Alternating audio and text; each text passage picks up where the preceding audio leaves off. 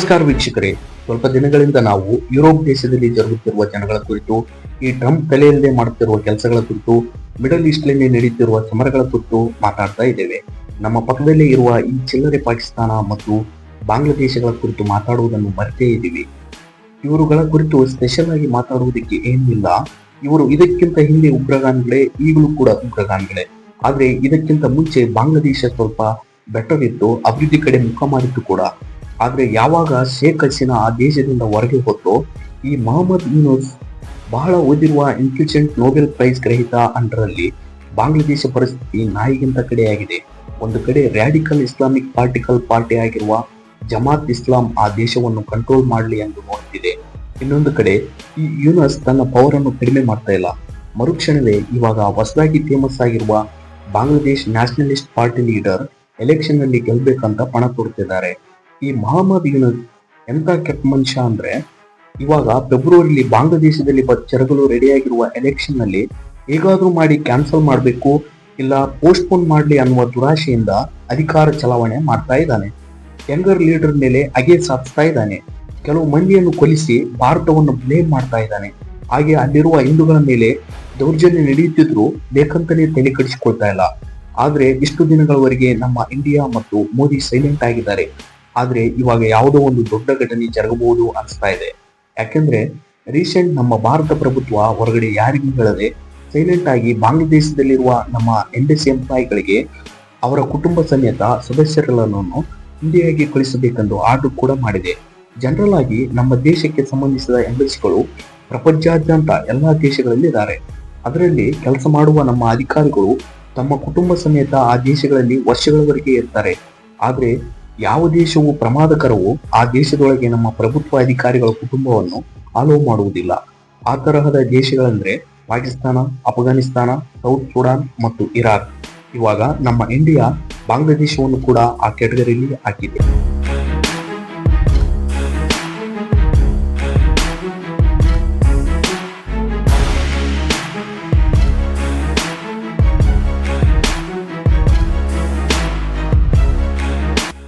ನಮ್ಮ ಅಫಿಷಿಯಲ್ಸ್ ಎಲ್ಲರೂ ತಮ್ಮ ಕುಟುಂಬದ ಜೊತೆಗೆ ಮರಳಿ ಬರಬೇಕೆಂದು ಆರ್ಡರ್ ಮಾಡಿದೆ. ಈ ಆರ್ಡರ್ ಅನ್ನು ಜನವರಿ 1ನೇ ತಾರೀಕು ಮೀಡಿಯಾಗೆ ತಿಳಿಯದ ಹಾಗೆ ಜಾರಿಗೊಳಿಸಿದೆ. ಜನವರಿ 15ರೊಳಗೆ ಆ ದೇಶದಲ್ಲಿರುವ ನಮ್ಮ ಭಾರತೀಯ ಅಧಿಕಾರಿಗಳು ತಮ್ಮ ಕುಟುಂಬದ ಸಮೇತ ತಿರುಗಿ ಬಂದಿದ್ದಾರೆ. ಈ ವಿಷಯ ಹೊರಗೆ ಗೊತ್ತಾಗ್ತಿದ್ದಂತೆ ಜಿಯೋಪಾಲಿಟಿಕಲ್ ನಿಪ್ಕೊಂಡ್ರು ಹೇಳೋದೇನೆಂದ್ರೆ, ನಮ್ಮ ಭಾರತ ಬಾಂಗ್ಲಾದೇಶದಲ್ಲಿ ಏನೋ ಒಂದು ದೊಡ್ಡದು ಮಾಡಲು ಹೋಗ್ತಾ ಇದೆ. ಯಾಕೆಂದ್ರೆ ಸಡನ್ ಆಗಿ ಅಧಿಕಾರಿಗಳನ್ನು ಮತ್ತು ಅವರ ಕುಟುಂಬವನ್ನು ಹಿಂದಕ್ಕೆ ಕರೆತಂದಿದ್ದೆ ಯಾಕೆ? ಯಾವುದೋ ಒಂದು ಪ್ರಮಾದಕರವಾದದ್ದು ಬಾಂಗ್ಲಾದೇಶದಲ್ಲಿ ಜರುಗುತ್ತೆ. ಅದಕ್ಕೆ ನಮ್ಮ ಭಾರತ ಪ್ರಿಪೇರ್ ಆಗ್ತಿರ್ಬೇಕನ್ಸ್ತಾ ಇದೆ. ಎಲ್ರಿಗೂ ಗೊತ್ತು, ಬಾಂಗ್ಲಾದೇಶ ದಿನೇ ದಿನೇ ಬಾಂಗ್ಲಾದೇಶ ಉಗ್ರವಾದ ದೇಶವಾಗಿ ಚೇಂಜ್ ಆಗ್ತಾ ಇದೆ. ಸಿಂಪಲ್ ಆಗಿ ಹೇಳ್ಬೇಕಂದ್ರೆ ಪಾಕಿಸ್ತಾನ್ ತರ ಚೇಂಜ್ ಆಗ್ತಾ ಇದೆ. ಆ ದೇಶದಲ್ಲಿರುವ ಯುವಕರು ತಲೆ ಇಲ್ಲದೆ ಇದ್ದಿದ್ದಕ್ಕೆ ಇಂಡಿಯಾ ಅವರಿಗೆ ಪ್ರತಿ ವಿಷಯದಲ್ಲೂ ಹೆಲ್ಪ್ ಮಾಡಿದ್ರು ಇಂಡಿಯಾನ ಶತ್ರು ತರ ನೋಡ್ತಾ ಇದ್ದಾರೆ. ನಮ್ಮ ದೇಶವನ್ನು ಹಾಳು ಮಾಡ್ಬೇಕೆಂದು ಕನಸು ಕಾಣ್ತಾ ಇದ್ದಾರೆ. ಬಹುಶಃ ನಮ್ಮ ದೇಶಕ್ಕೆ ನಮಗೆ ಏನು ತಿಳಿದಿದೆ ಎಂದು ತಿಳಿದೇ ಇರುತ್ತೆ. ಬಾಂಗ್ಲಾದೇಶ ಯಾವುದೋ ಒಂದು ಎವಿಲ್ ಪ್ಲಾನ್ ನಮ್ಮ ದೇಶದ ಮೇಲೆ ಮಾಡಬಹುದು. ಇದಕ್ಕೆ ಕೌಂಟರ್ ಆಗಿ ನಮ್ಮ ದೇಶ ಈ ಸಾರಿ ಯಾವುದೋ ಪ್ಲಾನ್ ದೊಡ್ಡದಾಗಿ ಮಾಡಿದೆ ಅನಿಸ್ತಾ ಇದೆ. ಇಲ್ಲಿ ಇನ್ನೊಂದು ವಿಷಯ ಏನಂದ್ರೆ, 1996ರಲ್ಲಿ ಬಾಂಗ್ಲಾದೇಶಕ್ಕೆ ಮತ್ತು ಇಂಡಿಯಾ ಜೊತೆಗೆ ಜರುಗಿದ ಗಂಗಾ ವಾಟರ್ ಶೇರಿಂಗ್ ಟ್ರೀಟಿ ಈ ವರ್ಷ ಎಂಡ್ ಆಗ್ತಾ ಇದೆ. ಅಂದ್ರೆ 2026ಕ್ಕೆ ಎಂಡ್ ಆಗ್ತಾ ಇದೆ. ನಾವುಗಳು ಯಾವ ವಿಧಾನದಲ್ಲಿ ಪಾಕಿಸ್ತಾನಕ್ಕೆ ಇಂಡಸ್ ವಾಟರ್ ಅನ್ನು ಕಳಿಸ್ಲಿಲ್ವೋ, ಸೇಮ್ ಅದೇ ತರ ಈಗ ಬಾಂಗ್ಲಾದೇಶಕ್ಕೆ ಹೋಗುತ್ತಿರುವ ಗಂಗಾ ನದಿ ನೀರು ಕೂಡ ಸ್ಟಾಪ್ ಮಾಡ್ತಾ ಇದ್ದೇವೆ. ನಾವು ಇಲ್ಲಿ ವಾಟರ್ನ ಸ್ಟಾಪ್ ಮಾಡಿ ಅವರಿಂದ ಏನು ದೂಚ್ಕೊಳ್ತಾ ಇಲ್ಲ, ನ್ಯಾಯಬದ್ಧವಾಗಿ ವಾಟರ್ನ ಸ್ಟಾಪ್ ಮಾಡ್ತಾ ಇದೀವಿ. ಅಸಲು ಈ ಗಂಗಾ ನದಿ ವಾಟರ್ ಶೇರಿಂಗ್ ಟ್ರೀಟಿ ಏನು ಅಂದ್ರೆ, ಗಂಗಾ ನದಿ ನಮ್ಮ ದೇಶದಲ್ಲಿ ಹರಿದು ಸರಿಯಾಗಿ ವೆಸ್ಟ್ ಬೆಂಗಾಲ್ ಅಲ್ಲಿ 2 ನದಿಗಳಾಗಿ ಡಿವೈಡ್ ಆಗುತ್ತೆ. ಒಂದು ಹುಗ್ಲಿ ನದಿ, ಇದು ಕೋಲ್ಕತ್ತಾದಿಂದ ಹರಿಯುತ್ತೆ. ಎರಡನೆಯದು ಪದ್ಮಾ ನದಿ. ಪದ್ಮಾ ನದಿ ಅಂದ್ರೇನೆ ಗಂಗಾ ನದಿ, ಆದ್ರೆ ಬಾಂಗ್ಲಾದೇಶದಲ್ಲಿ ಇದನ್ನು ಪದ್ಮಾ ನದಿ ಎಂದು ಕರೀತಾರೆ. ನಮ್ಮ ಗಂಗಾ ನದಿ ಮೇಲೆ ವೆಸ್ಟ್ ಬೆಂಗಾಲ್ ಅಲ್ಲಿ ಅತಿ ದೊಡ್ಡ ಬ್ಯಾರೇಜ್ ಅನ್ನು ಕಟ್ಟಿದ್ದಾರೆ, ಅದೇ ಫರಕ್ಕಾ. ಈ ಬ್ಯಾರೇಜ್ ಅಲ್ಲಿ ಎವ್ರಿ ಇಯರ್ ಎಷ್ಟು ಸ್ಟೋರೇಜ್ ಆಗುತ್ತೋ ಆ ಪ್ರಕಾರ ಈ ಇಂಡಿಯಾ ಮತ್ತು ಬಾಂಗ್ಲಾದೇಶ ಮಧ್ಯೆ ಗಂಗಾ ವಾಟರ್ ಶೇರಿಂಗ್ ಆಗುತ್ತೆ. ಒಂದು ವೇಳೆ ಈ ಬ್ಯಾರೇಜ್ ಅಲ್ಲಿ 50,000 ಕ್ಯೂಸೆಕ್ಕಿಂತ ಕಡಿಮೆ ನೀರು ಇದ್ರೆ ಇಂಡಿಯಾ ಮತ್ತು ಬಾಂಗ್ಲಾದೇಶ ಸ್ವಲ್ಪ ಯೂಸ್ ಮಾಡ್ಕೊಳ್ಬೇಕು. ಅದೇ 70,000ದಿಂದ 75,000 ಕ್ಯೂಸೆಕ್ಸ್ ಇದ್ರೆ ಇಮಿಡಿಯೇಟ್ ಆಗಿ ಇಂಡಿಯಾ 35,000 ಕ್ಯೂಸೆಕ್ಸ್ ನೀರನ್ನು ಬಾಂಗ್ಲಾದೇಶಕ್ಕೆ ಕಳಿಸ್ಬೇಕು. ಉಳಿದ ನೀರನ್ನು ಮಾತ್ರ ನಾವು ಯೂಸ್ ಮಾಡ್ಕೊಳ್ಬೇಕು. ಇನ್ನೊಂದು ಕಂಡೀಷನ್ ಏನಂದ್ರೆ 76,000 ಕ್ಯೂಸೆಕ್ಕಿಂತ ಕಡಿಮೆ ಇದ್ರೆ 40,000 ಕ್ಯೂಸೆಕ್ಸ್ ನೀರನ್ನು ನಾವು ತೆಗೆದುಕೊಂಡು ಉಳಿದ ನೀರನ್ನು ಬಾಂಗ್ಲಾದೇಶಕ್ಕೆ ಕಳಿಸ್ಬೇಕು. ಈ ವಾಟರ್ ಶೇರಿಂಗ್ ಟ್ರೀಟಿಯಿಂದ ನಮ್ಮ ದೇಶಕ್ಕೆ ನಷ್ಟ ಆಗ್ತಾ ಇದೆ. ಹೇಗೆಂದ್ರೆ ನಿಮ್ಮೆಲ್ಲರಿಗೂ ಗೊತ್ತು, ಬಾಂಗ್ಲಾದೇಶ ಒಂದು ಸೈಜು ನಮ್ಮ ದೇಶದಲ್ಲಿರುವ ಒಂದು ರಾಜ್ಯದಷ್ಟು ಇಲ್ಲ. ಅಂತಹ ದೇಶಕ್ಕೆ ಆಲ್ಮೋಸ್ಟ್ ಎಲ್ಲ ಗಂಗಾ ನದಿ ನೀರನ್ನು ಕೊಡುವುದು ಎಷ್ಟು ಕರೆಕ್ಟು ನೀವೇ ಯೋಚನೆ ಮಾಡಿ. ನಮ್ಮ ದೇಶದ ಜನಸಂಖ್ಯೆ 140 ಕೋಟಿ, ಬಾಂಗ್ಲಾದೇಶ ಪಾಪ್ಯುಲೇಷನ್ ಕೇವಲ 17 ಕೋಟಿ. 140 ಮತ್ತು 17 ಹೇಗೆ ಸಮ ಆಗುತ್ತೆ? ಅದಕ್ಕಾಗಿ ಇವಾಗಿನಿಂದ ಪಾಪ್ಯುಲೇಷನ್ ಎಷ್ಟಿದೆ ಅಷ್ಟು ನೀರನ್ನು ಬಿಡ್ತೇವೆ ಎಂದು ಇಂಡಿಯಾ ಕ್ಲಿಯರ್ ಆಗಿ ಬಾಂಗ್ಲಾದೇಶಕ್ಕೆ ಫ್ರೀಯಾಗಿ ಹೋಗುತ್ತಿರುವ ವಾಟರ್ ಅನ್ನು ಸ್ಟಾಪ್ ಮಾಡ್ತಾ ಇದೀವಿ. ಮತ್ತು ಇಲ್ಲಿ ಮೊಹಮ್ಮದ್ ಯೂನುಸ್ಗೆ ಎಷ್ಟು ತಪ್ಪು ನೋಡಿ. ಈತನು 30 ವರ್ಷಕ್ಕೆ ಗಂಗಾ ವಾಟರ್ ಟ್ರೀಟಿ ಎಂಡ್ ಆಗುತ್ತೆ, ನೀವು ದೊಡ್ಡ ಮನ್ಸು ಮಾಡಿ ನಮಗೆ ಇಷ್ಟು ದಿನ ಹೆಚ್ಚಿನ ನೀರನ್ನು ಕೊಟ್ಟಿದ್ದೀರಿ, ನಮ್ಮ ಪ್ರಜೆಗಳು ಆ ವಾಟರ್ ಇಂದಾನೇ ಡಿಪೆಂಡ್ ಆಗಿದ್ದಾರೆ, ದಯಮಾಡಿ ಅದನ್ನು ಕಂಟಿನ್ಯೂ ಮಾಡಿ ಎಂದು ರಿಕ್ವೆಸ್ಟ್ ಮಾಡ್ತಿಲ್ಲ. ಇಂಡಿಯಾ ನಮಗೆ ಇಲ್ಲಿಯವರೆಗೂ ನೀವು ಕೊಟ್ಟಿರುವ ನೀರಿಗಿಂತ ಹೆಚ್ಚಿನ ನೀರನ್ನು ಕೊಡಬೇಕೆಂದು ಬೆದರಿಸುತ್ತಿದ್ದಾನೆ. ರೆಕ್ಕೆ ಬಲವಾದ ಮೇಲೆ ಕೋಳಿ ಚಿಕನ್ ಶಾಪ್ ಮುಂದೆ ಹೋಗಿ ತೊಡೆ ತಟ್ಟಿದ ಹಾಗೆ ಯೂನಸ್ ಸಾಹೇಬನ ಸೊಕ್ಕನ್ನು ನೋಡಿ ಭಾರತ ದೇಶ ಕ್ಲಿಯರ್ ಆಗಿ ಡಿಸೈಡ್ ಆಗಿ ಹೋಗಿದೆ, ಇವರಿಗೆ ನೀರು ಕೊಡುವುದೇ ಬೇಡವೆಂದು. ಈ ವರ್ಷದಿಂದ ಬಾಂಗ್ಲಾದೇಶಕ್ಕೆ ಹೋಗುವ ಗಂಗಾ ನೀರು ಬಹಳಷ್ಟು ಕಡಿಮೆ ಆಗಲಿದೆ. ನಿಜ ಹೇಳ್ತಾ ಇದ್ದೇನೆ, ಈ ಎಫೆಕ್ಟ್ ಬಾಂಗ್ಲಾದೇಶದ ಮೇಲೆ ದಾರುಣವಾಗಿರುತ್ತೆ. ಬಾಂಗ್ಲಾದೇಶ ದೊಡ್ಡದಾಗಿ ಅಭಿವೃದ್ಧಿ ಹೊಂದಿದ ದೇಶವೇನಲ್ಲ, ಇವನ್ ಅಭಿವೃದ್ಧಿ ಹೊಂದುತ್ತಿರುವ ದೇಶ ಕೂಡ ಅಲ್ಲ. ಅದಕ್ಕಾಗಿ ಪ್ರಜೆಗಳ ಜೀವನಕ್ಕೆ ವ್ಯವಸಾಯ ಮಾತ್ರವೇ ಆಧಾರವಾಗಿದೆ. ಇವಾಗ ನೀರನ್ನು ಬಂದ್ ಮಾಡಿದರೆ ದೊಡ್ಡ ಪ್ರಮಾದ ಜರುಗುತ್ತೆ. ಅಲ್ಲಿನ ಪ್ರಜೆಗಳು ಆಹಾರ ಇಲ್ಲದೆ ಹಸುವಿನಿಂದ ಸತ್ತು ಹೋಗ್ತಾರೆ. ಆದ್ರೆ ಅದಕ್ಕಿಂತ ಮುಂಚೆ ಯೂನಸ್ ಅವರಿಗೆ ಹುಡುಕಿಕೊಂಡು ಹೋಗಿ ಹೊಡಿತಾರೆ, ಯಾಕಂದ್ರೆ ಈತನಿಂದಲೇ ನಮಗೆ ಈ ಪರಿಸ್ಥಿತಿ ಬಂದಿದೆ ಎಂದು. ಬೈ ದ ವೈ, ಇಲ್ಲಿ ನಾವು ಬೇಕಂತ ಏನು ಬಾಂಗ್ಲಾದೇಶಕ್ಕೆ ಹೋಗುವ ನೀರನ್ನು ಬಂದ್ ಮಾಡ್ತಾ ಇಲ್ಲ. ನಮ್ಮ ದೇಶದಲ್ಲಿ ಕೂಡ ನೀರಿನ ಅವಶ್ಯಕತೆ ಹೆಚ್ಚಿದೆ, ಜನಸಂಖ್ಯೆ ಹೆಚ್ಚಾಗಿದೆ. ಅದಕ್ಕಾಗಿ ನಮಗೆ ಬೇಕಾದಷ್ಟು ನೀರನ್ನು ತೆಗೆದುಕೊಂಡು ಉಳಿದ ನೀರನ್ನು ಮಾತ್ರ ನಾವು ಕಳುಹಿಸಲು ತೀರ್ಮಾನಿಸಿದ್ದೇವೆ. ಆದ್ರೆ ಆ ವಾಟರ್ ಅವರಿಗೆ ಸಾಕಾಗುವುದಿಲ್ಲ. ನಾವು ಪಾಕಿಸ್ತಾನಕ್ಕೆ ಹೋಗುವ ಇಂಡಸ್ ವಾಟರ್ ಅನ್ನು ಬಂದ್ ಮಾಡಿದ್ದಕ್ಕೆ ಪಾಕಿಸ್ತಾನ ಜನ ನಮ್ಮ ಮೇಲೆ ಯುದ್ಧ ಮಾಡ್ತೇವೆ ಎಂದು ಕೂಗಾಡ್ತಿದ್ದಾರೆ. ಆದ್ರೆ ಯುದ್ಧಕ್ಕೆ ಬಂದ್ರೆ ಅವರ ಪರಿಸ್ಥಿತಿ ಏನಾಗುತ್ತೆ ಅಂತ ಅವರಿಗೆ ಚೆನ್ನಾಗಿ ಗೊತ್ತು. ಇವಾಗ ಸೇಮ್ ಪರಿಸ್ಥಿತಿ ಬಾಂಗ್ಲಾದೇಶಕ್ಕೆ ಕೂಡ ಬಂದಿದೆ. ಇವರಿಗೆ ನಮ್ಮ ಇಂಡಿಯಾ ಎಲ್ಲಾ ರೀತಿಯ ಹೆಲ್ಪ್ ಮಾಡ್ತಾ ಇದೆ. ಆದ್ರೂ ಕೂಡ ಇವರು ಕೇವಲ ತಮ್ಮ ಮತ ಜಾತಿಯನ್ನು ಬೇಸ್ ಮಾಡಿಕೊಂಡು ಇಂಡಿಯಾವನ್ನು ಹೇಟ್ ಮಾಡ್ತಾ ಇದ್ದಾರೆ. ಇಂಥ ಪವರ್ಫುಲ್ ಆಗಿದ್ರು ಕೂಡ ನಾವು ಹೆಲ್ಪ್ ಮಾಡ್ತಿದ್ರು, ಇವರು ಇನ್ನೂ ಹೆಚ್ಚು ಎಕ್ಸ್ಟ್ರಾ ಮಾಡ್ತಾ ಇದ್ದಾರೆ. ಅದಕ್ಕಾಗಿ ಇವರಿಗೆ ತಗ್ಗೋ ಟ್ರೀಟ್ಮೆಂಟ್ ಕೊಡೋಣ ಎಂದು ಭಾರತ ದೇಶ ಈ ಸಾರಿ ಸಿದ್ಧವಾಗಿದೆ ಅನಿಸ್ತಾ ಇದೆ. ನನಗೆ ತಿಳಿದ ಹಾಗೆ ಖಚಿತವಾಗಿ ನಮಗೆ ಮತ್ತು ಬಾಂಗ್ಲಾದೇಶದ ಮಧ್ಯೆ ಒಂದು ಸಣ್ಣ ಪಾರ್ಟಿ ಕಾನ್ಫ್ಲಿಕ್ಟ್ ಜರುಗುತ್ತೆ ಮತ್ತು ಜರುಗಬೇಕು ಕೂಡ. ಅದರ ಅವಶ್ಯಕತೆ ಇದೆ ಕೂಡ. ಪಾಕಿಸ್ತಾನಕ್ಕೆ ನಮ್ಮ ಪವರ್ ಏನೆಂದು ಆಪರೇಷನ್ ಸಿಂಧೂರಲ್ಲಿ ಗೊತ್ತಾಗಿದೆ. ಆದ್ರೆ ಈ ಬಾಂಗ್ಲಾಗಳಿಗೂ ಕೂಡ ತಿಳಿಯಬೇಕೆಂದ್ರೆ ಒಂದು ಆಪರೇಷನ್ ಆಗ್ಲೇಬೇಕು. ಆದ್ರೆ ಇವಾಗ ನಡೆಯುವ ಆಪರೇಷನ್ ಅಲ್ಲಿ ಬಾಂಗ್ಲಾದೇಶ ಮತ್ತೆ ನಮ್ಮ ತಂಟೆಗೆ ಬರುವುದೇ ಇಲ್ಲ.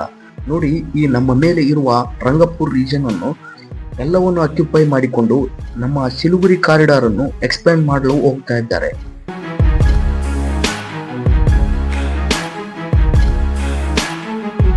ನಿಮ್ಮೆಲ್ಲರಿಗೂ ಗೊತ್ತು, ಫೆಬ್ರವರಿಲಿ T20 ವರ್ಲ್ಡ್ ಕಪ್ ನಡೆಯುತ್ತೆ. ಕ್ರಿಕೆಟ್ ಅಲ್ಲಿ ಕೂಡ ಈ ಬಾಂಗ್ಲಾದೇಶ ಅಂತ ದೊಡ್ಡ ಟೀಮ್ ಏನಲ್ಲ, ಅಷ್ಟು ಪವರ್ಫುಲ್ ಕೂಡ ಅಲ್ಲ, ಫೇಮಸ್ ಕೂಡ ಇಲ್ಲ. ಆದ್ರೆ ಇವರಿಗಿರುವ ಸೊಕ್ಕು ಮಾಮೂಲಾಗಿಲ್ಲ. ನಿಮ್ಗೆ ಎಲ್ರಿಗೂ ಗೊತ್ತು, IPL ಅಲ್ಲಿ KKR ಬಾಂಗ್ಲಾದೇಶದ ಬೌಲರ್ ಆಗಿರುವ ಮುಸ್ತಫಿಜುರ್ ರೆಹಮಾನ್ ಅನ್ನು ಸ್ಟಾರ್ಟಿಂಗ್ 9 ಕೋಟಿ ಕೊಟ್ಟು ಪರ್ಚೇಸ್ ಮಾಡಿಕೊಂಡಿದೆ.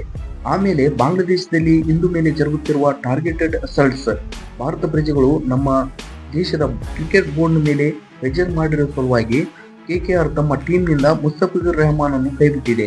ಅಲ್ಲಿಯವರೆಗೂ ಬಾಂಗ್ಲಾದೇಶ ಲೀಡರ್ಗಳು ಮತ್ತು ಅಲ್ಲಿಯ ಕ್ರಿಕೆಟರ್ಗಳು ಇಂಡಿಯಾಕ್ಕೆ ಅಗೇನೆಸ್ಟ್ ಆಗಿ ಮಾತಾಡಲು ಮುಂದಾಗಿದ್ದಾರೆ. ಈಗ ಬಾಂಗ್ಲಾಗಳು ಹೇಳ್ತಾ ಇದ್ದಾರೆ, ನಮಗೆ ಭಾರತ ಸೇಫ್ಟಿ ಇಲ್ಲ, ನಾವು ಭಾರತಕ್ಕೆ ಬಂದು ಕ್ರಿಕೆಟ್ ಆಡುವುದಿಲ್ಲ, ನಮ್ಮ ಮ್ಯಾಚ್ ಅನ್ನು ಹೊರಗೆ ಯಾವುದೋ ಬೇರೆ ದೇಶದಲ್ಲಿ ಆಡಿಸಿ ಎಂದು ಇವರು ICCಗೆ ರಿಕ್ವೆಸ್ಟ್ ಮಾಡಿಕೊಳ್ತಾ ಇದ್ದಾರೆ.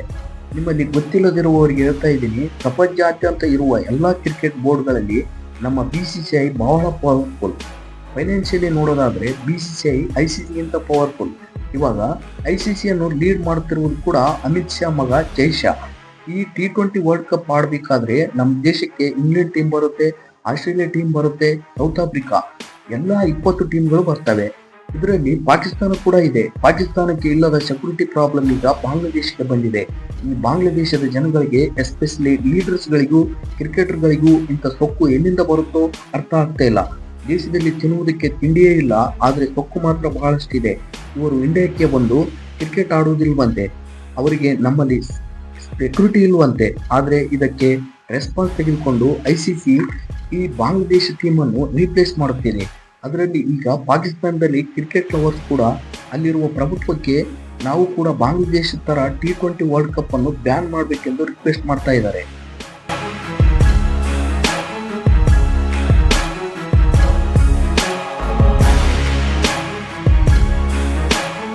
ಈ T20 ವರ್ಲ್ಡ್ ಕಪ್ ಅಲ್ಲಿ ಬಾಂಗ್ಲಾದೇಶ ಮತ್ತು ಪಾಕಿಸ್ತಾನ ಈ ಎರಡೂ ಟೀಮ್ಗಳು ಇಲ್ಲ ಅಂದ್ರೂ ಫರಕ್ ಬೀಳೋದಿಲ್ಲ. ಯಾಕೆಂದ್ರೆ ಇಲ್ಲಿಯವರೆಗೂ ಇಂಡಿಯಾ ಪಾಕಿಸ್ತಾನ ಮ್ಯಾಚ್ ಅಂದ್ರೆ ಒಂದು ಐಪ್ ಇರ್ತಾ ಇತ್ತು, ಎಕ್ಸೈಟ್ಮೆಂಟ್ ಇರ್ತಾ ಇತ್ತು, ಜಿದ್ದಿ ಇರ್ತಾ ಇತ್ತು. ಆದ್ರೆ ಸ್ವಲ್ಪ ವರ್ಷಗಳಿಂದ ನಮ್ಮ ಭಾರತ ಟೀಮ್ ಎಂತ ಪವರ್ಫುಲ್ ಆಗಿದೆ ಅಂದ್ರೆ ನಾವು ಪಾಕಿಸ್ತಾನ ಜೊತೆ ಆಡಿದ ಪ್ರತಿ ಸಾರಿ ಈಸಿಯಾಗಿ ಗೆಲ್ತೇವೆ. ಮ್ಯಾಚಸ್ ಎಲ್ಲ ಒಂದ್ ಸೈಡ್ ಆಗಿದಾವೆ. ನಿಜ ಹೇಳ್ಬೇಕಂದ್ರೆ ಇವಾಗ ಗಟ್ಟಿ ಪೋಟಿ ಯಾವ್ದಂದ್ರೆ India versus Australia, India versus England, India versus Pakistan match ಗಿಂತ ಈ ಮ್ಯಾಚ್ ಗಳಿಗೆ ಹೆಚ್ಚು ಕವರೇಜ್ ಸಿಗ್ತಾ ಇದೆ, ಹೆಚ್ಚಿಗೆ ವ್ಯೂಸ್ ಕೂಡ ಬರ್ತಾ ಇದೆ. ಅದಕ್ಕಾಗಿ ಈ ಎರಡು ಟೀಮ್ ಅನ್ನು ಟೂರ್ನಮೆಂಟ್ ಅಂತ ಹೊರಗೆ ತಪ್ಪಿದ್ರು ಕೂಡ ಏನೂ ಫರಕ್ ಬೀಳೋದಿಲ್ಲ. ನಮ್ಮ ಭಾರತ ದೇಶ ಖಚಿತವಾಗಿ ಈ ವರ್ಷದಲ್ಲಿ ಬಾಂಗ್ಲಾದೇಶದ ಮೇಲೆ ಏನೋ ದೊಡ್ಡ ಆಪರೇಷನ್ ಮಾಡಲು ಸಿದ್ಧವಾಗಿದೆ. ನಾವು ಇವರಿಗೆ ಹೋಗುತ್ತಿರುವ ಗಂಗಾ ನದಿ ನೀರನ್ನು ಸ್ಟಾಪ್ ಮಾಡ್ತಾ ಇದ್ದೀವಿ ಮತ್ತು ನಮ್ಮ ಸಿಲಿಗುರಿ ಕಾರಿಡಾರ್ ಅನ್ನು ಎಕ್ಸ್ಪ್ಯಾಂಡ್ ಮಾಡ್ತಾ ಇದ್ದೀವಿ ಮತ್ತು ಇಂದು ಮೇಲೆ ನಡೆಯುತ್ತಿರುವ ದೌರ್ಜನ್ಯವನ್ನು ಟಾರ್ಗೆಟೆಡ್ ಕೊಲೆಗಳಿಗೆ ಪ್ರತೀಕಾರ ತೀರಿಸಿಕೊಳ್ಳಲು ಹೋಗ್ತಾ ಇದ್ದೀವಿ ಅನಿಸ್ತಾ ಇದೆ.